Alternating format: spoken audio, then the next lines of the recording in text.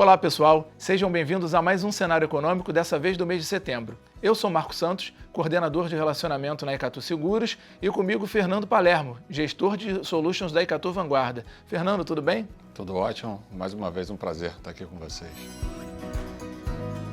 Fernando, falando de cenário internacional, especificamente nos Estados Unidos, acho que todos os holofotes das principais economias mundiais ficaram diretamente apontados para o Fed, para o governo dos Estados Unidos, o Banco Central, justamente por causa da dinâmica de taxa de juros, que de alguma forma acaba impactando.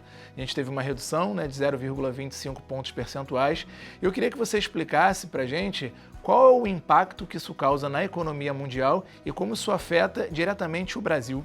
Naturalmente, por ser o principal banco central do mundo, sua política monetária acaba impactando direto ou indiretamente as políticas monetárias globais. Indiretamente, por quê? Porque acaba tendo um impacto muito relevante no câmbio. A gente tem visto uma desvalorização do dólar bastante expressiva ao longo de 2025 e esse movimento tende a fortalecer, dar continuidade a esse processo. Então, acaba amplificando a liquidez global e acaba beneficiando não só movimentos da moeda, mas também os ativos de risco de maneira geral. E como você destaca os principais pontos para o Fed efetivamente reduzir essa taxa de juros? Quais foram os principais pontos para esse movimento? O Fed, ele, diferente do Brasil, do Banco Central, ele tem um mandato duplo, que é inflação e emprego. O objetivo de inflação, ele de fato ainda não está na meta. Você tem uma inflação ainda acima da meta, ainda mais com as tarifas impostas, acabaram retardando um pouco esse processo de desinflação. Mas o emprego, a gente viu uma leve alta da taxa de desemprego, está em 4,3%.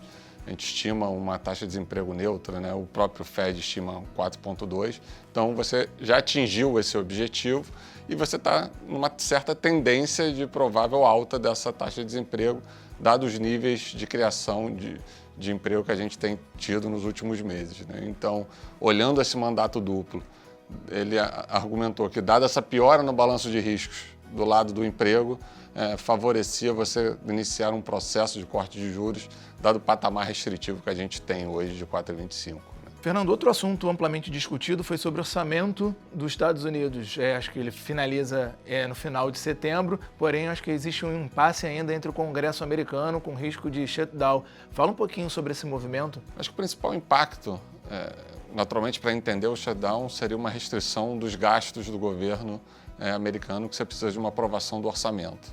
E como que isso acaba impactando? Acho que diferente de teto da dívida, outras discussões que a gente teve no passado, que teria risco de default, agora é uma questão mais focada no lado do gasto. Então, acho que o impacto acaba sendo mais de curto prazo. Um exemplo, hoje, sexta-feira, a gente teria o payroll, que seria os dados de emprego divulgados pelos Estados Unidos. A gente não vai ter esses dados divulgados por essa restrição de gastos. Então, isso acaba trazendo uma dificuldade para o Fed nesse processo de corte de juros, porque ele não vai ter os dados totalmente atualizados. Então, isso pode trazer uma certa dificuldade e talvez trazer uma maior dificuldade nesse processo de controle de política monetária. Então, acho que o grande destaque é efetivamente ter os dados na mão para tomar as próximas decisões, Perfeito. Vai ter um período de tempo sem esses dados serem divulgados, que acaba atrapalhando esse processo. Fernando, entrando em Brasil, a gente teve um mês positivo, os dados mostram isso. Em setembro a gente teve uma bolsa subindo, se valorizando, o real também se valorizou frente ao dólar. E quais os principais motivos para esse movimento positivo dentro do cenário doméstico? Como a gente citou, acho que o principal vetor é externo.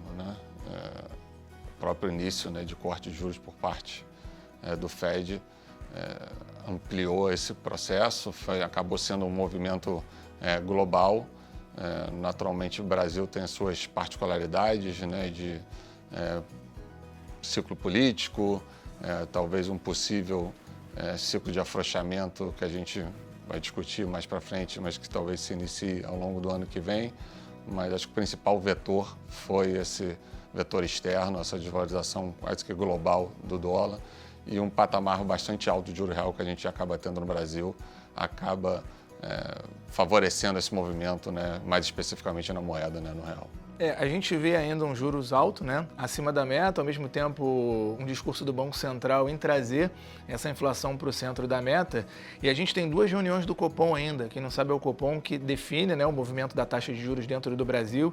E dentro dessas 2 reuniões, você entende ainda e acha que existe um movimento do início do ciclo de corte de juros ainda dentro de 2025, ou provavelmente isso vai ficar para o ano que vem, após divulgação também de dados, resultados e a inflação voltando para o centro da meta? Bom, na nossa visão, a gente acha mais provável um início de ciclo somente em 2026. Muito porque a gente, de fato, está tendo essa desinflação, a gente está vendo esse processo, né? Mas a meta de inflação ainda é 3, e a gente ainda tem, além da inflação corrente, né, por volta de 4, 5, as expectativas de inflação ainda estão desancoradas, né, no Brasil. E então o Brasil acho que ainda está nesse processo de reancoragem, né, de expectativa. E a verdade é que o custo para o Banco Central está relativamente baixo no curto prazo. A gente está em mínimas históricas de taxa de desemprego. Então acho que a função principal do Banco Central hoje é reancorar a expectativa e reforçar que a meta no Brasil é 3%. Então, por isso a gente acha que esse processo deve começar apenas em 2026. Perfeito, e ainda a gente sabe que ano que vem tem eleições, isso de alguma forma traz uma certa volatilidade ao mercado, né? E falando diretamente para o investidor, acho que o melhor de tudo é sempre manter a sua carteira bem diversificada. Eu acho que essa é a melhor forma de você ser conservador, né? Ser conservador também é diversificar a carteira e de alguma forma se preparar para um cenário, inclusive, de possível volatilidade. E agora o Fernando vai trazer a performance dos principais destaques de fundos tanto da vanguarda quanto de gestão externa. Fernando, pode falar um pouquinho dos fundos?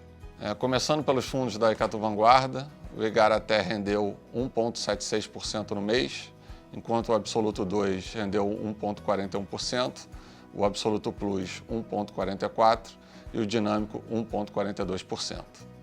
Agora, com relação aos demais fundos, o destaque da classe multimercado foi o Genoa Capital Cruise, com 1,51% de rentabilidade no mês.